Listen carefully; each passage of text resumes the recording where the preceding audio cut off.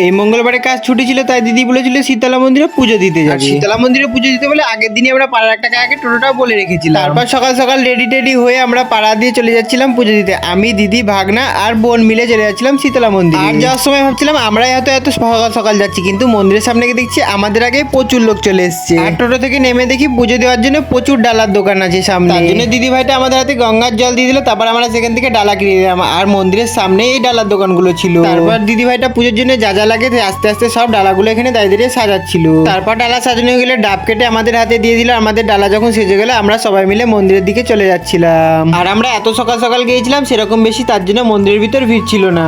আর মন্দিরের ভিতর ঢুকতে ঢুকতে দেখো কি সুন্দর একটা জিনিস দেখলাম। দেখছি শিবলিঙ্গর পাশে একটা ঠাকুমা কি সুন্দর ভাবে চুপটি করে বসে আছে। আর সকাল সকাল মন্দিরের ভিতরটা খুবই সুন্দর লাগছিল। আর দেখো কেবলে ময়লার দোকানপত্র এরা খুলছিল।